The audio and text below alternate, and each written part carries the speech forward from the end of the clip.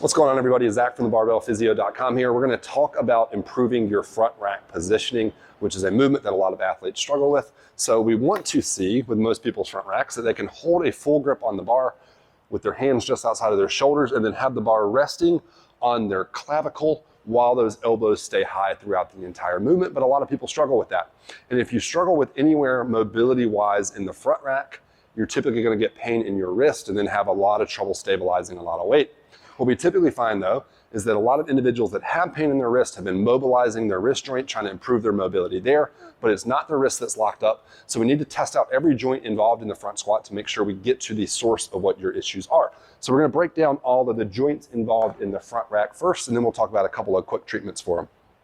So the first thing I like to look at is let's look at the wrist. So let's get our hands flat on a box and then just rock forward. And I just want to see, do we have the ability for the forearm to get vertical so that we have a 90-degree angle at the wrist? If we do, then the wrist joint isn't an issue and we want to move further up the chain. So the next thing up the chain is going to be the elbow. And so we want to see how much elbow bend we have. And ideally, we'd like to be able to take our knuckles and touch our knuckles to our deltoid with a little bit of pressure there. Now, some people aren't going to be able to do that, maybe because they have a lot of forearm or bicep muscle mass. If that's the case, then you're going to need more shoulder external rotation. So shoulder external rotation, I get my elbow directly in front of my shoulder, forearm vertical, and I just want to see, do you have the ability to rotate that arm out?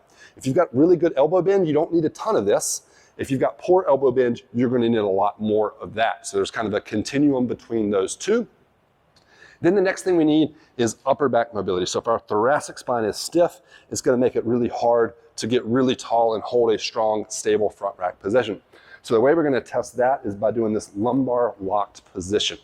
So I'm going to get down kneeling next to a wall or a box, and I'm going to get my body positioned right up next to it, and then put my forearms together right in front of my knees. Then I'm going to take the hand that's away from the box, and it goes behind my low back, and I'm going to then twist and rotate my spine without pushing the shoulder into the box. And I want to see that if we drew a line kind of across my shoulders, that I get to about a 50-degree angle relative to the ground. So again, forearms together, hand behind low back, and rotate up. We're going to assess that on both sides. If either side is limited, then your thoracic spine will be a little limited as well. So once we kind of know what joints are stiff, then we can start doing exercises to get specifically after the joints that you need to work on, and then ignore the ones that don't need your attention. So for the wrists, where I typically start most individuals, it's just a banded mobilization. So I'm going to get hand on a box. I'm going to get a resistance band really low on the wrist, so just below the joint. And then I step on one end of that band. So the band's kind of pulling down and in, and then I just simply rock forward and back over my wrist joint with that band mobilizing the joint a little bit. If somebody needs a little elbow bend, now if that's coming from soft tissue approximation, like big biceps, big forearm muscles, you're not going to change that.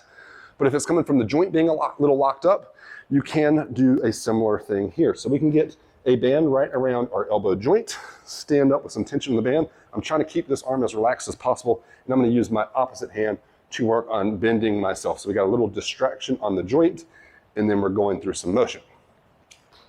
Moving further up the chain. If you have limitations in your external rotation, I'm going to grab a PVC pipe, hold it straight out in front of me, bend my elbow. So now the PVC pipe is sitting outside of my shoulder. I'm going to come in here and grab the PVC pipe and work on pulling my hand out. So my elbow stays directly in front of my shoulder, PVC pipe goes out, taking me into more and more shoulder external rotation. Finally, thoracic spine. You can find a lot more thoracic spine mobility exercises at thebarbellphysio.com, but here's a quick one that you can do. We can do a bench stretch where we get our elbows on the edge of a box or a bench, and we're just going to drop our head through here. And as we drop through, I'm really trying to arch the muscles or the joints in my upper back. I'm trying to get that as extended as possible rather than keeping it rounded. So really trying to arch this direction.